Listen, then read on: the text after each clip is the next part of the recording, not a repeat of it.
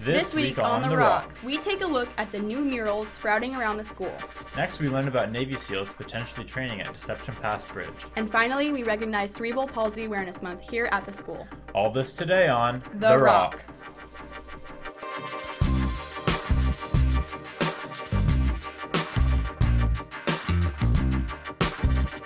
Three, two, 1, 0. Welcome back to another episode of The Rock. I'm Amelia. And I'm Andrew. Did you happen to hear about the art show at the Depot? I heard about it, but I couldn't make it. Well, fortunately, John Harrison and Will McCracken produced a segment on the club and the recent show.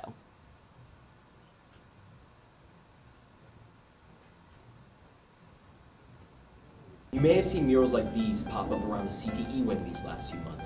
These are the product of Art Club, an after-school program with a lot of talent and a whole lot more pain. With these walls only staying up until summertime, the Art Club took an opportunity to leave a more permanent mark on the high school in its last few months. It was part of one of the ASB students' projects for school beautification, and they asked if we would be interested in it. Knowing that the school is going to get torn down in June, it seemed like a fun opportunity because there's no risk. They're planning to do at least one each month based on a season or an event. For the past few years, teachers around the district have presented their students' artwork at an art show in the Depot. Each year, in the month of March, the school district celebrates youth arts nationwide, I think it is. So they ask teachers throughout the district to collect artwork that their students are doing, and this is an opportunity for those students to showcase it.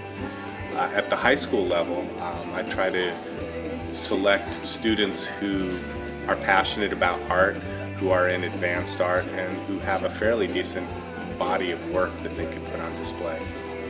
Junior Ali Shu presented her work over the past month. At the art show this year, I decided to present, I've been doing quick paintings. It's a whole series of things that you look at the values and you try to paint them really fast and then just move on one after the other.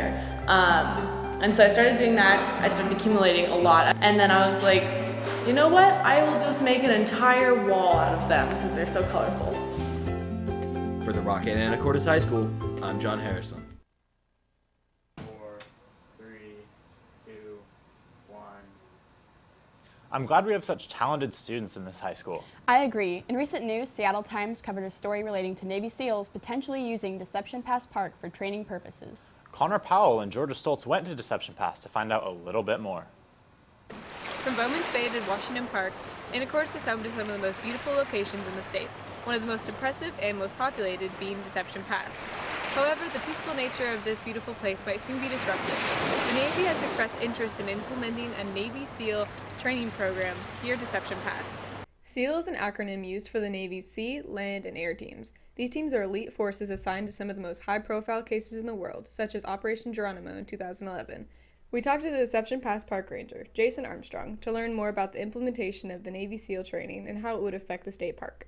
I am the area manager for Deception Pass State Park. I think most people are attracted by the bridge. You know, it's 180 feet off the water, has 2 different stanchions that cross onto really 3 different islands when you start talking about Fidalgo and Whidbey Island and Pass Island. It's a pretty iconic view from a lot of different vantage points.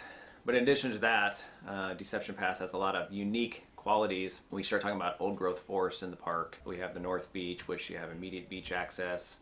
We have West Beach, which has the very unique sand dunes, which are unusual for this part of the state. And in addition to that, we have about, 40 miles of trails. So there's plenty to do in this park. It's 4,000 acres. So in the channel, kayaking has a tendency to be very attractive because of the nice current going through there. I think for the biggest attraction though is the camping within the park. We have about 360 campsites, a few different cabins. We have a retreat center. Yeah, so outside of the news media coverage that probably you have seen or some of the coverage that some of the local stations have done. Yeah, so outside of the news media coverage that probably you have seen or some of the coverage that some of the local stations have done.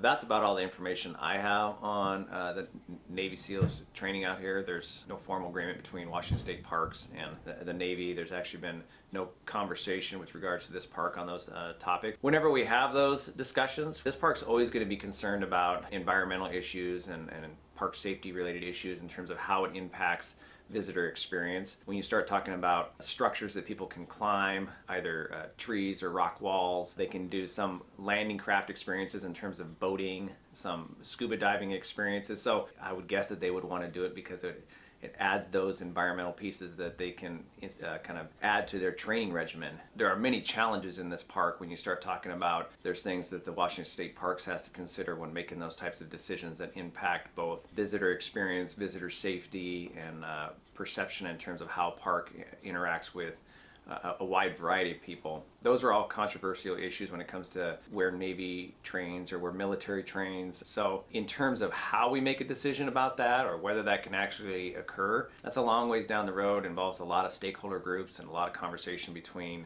the executives in this agency. I think we're a long ways away from that occurring. Only time will tell if the implementation of Navy SEAL training will become a reality. But for now, from the Rock at AHS, I'm Georgia Stoltz. Stay tuned as the plan develops for potential military training. Amelia, have you seen that enormous green poster in the main hall that says Cerebral Palsy Awareness Month? How could I miss it? Aiden Rattel and Abby Davis produced a segment all about cerebral palsy. March is Cerebral Palsy Awareness Month. It is a time to raise awareness for the disease and show your care and support for the 4 students at our school and others around the world with cerebral palsy. Cerebral palsy is a disability that affects posture and movement. Cerebral meaning of the brain and palsy meaning lack of movement. Which can be affected by any side of the brain or both sides. With your brain, it affects the opposite side, so it affects my left side the most. It can happen before birth, during birth, or after birth, which mine happened during birth. It causes a brain bleed, and you can detect it from anywhere from after birth till I think a year old. Cerebral palsy can lead to a vast range of impairments that affect people in multiple ways. Because of this, those with CP face a variety of different challenges each and every day. Getting through the hallways definitely at school, that's the scariest part. I'm afraid I'm gonna fall and it's not gonna work. Sometimes it's hard to step up steps. I walk sometimes slow to just get a hold of my balance. I miss playing sports. I did sports for years until one of my surgeries, and then I can't play them anymore. It takes me a little slow to do things sometimes. Like my brain can't catch up to my body and tell my body what to do. Can people with cerebral palsy do things like sports, music? Of course they can. I do four-wheeling and I still do stuff as normal kids. My very favorite hobby is going outside and enjoying the weather. CP can be challenging, but really kids and in general people with CP are just like everyone else.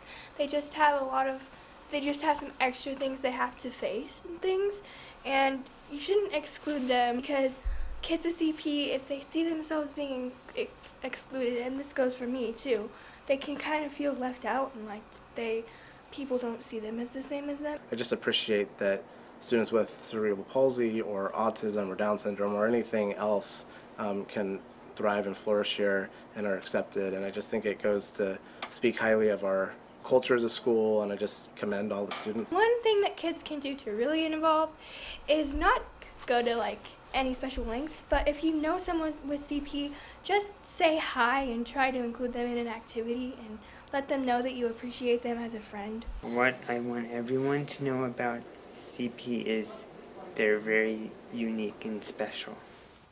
Tomorrow, ASB will be handing out green ribbons to show support for this cause. Be sure to pick one up at either door when you arrive in the morning.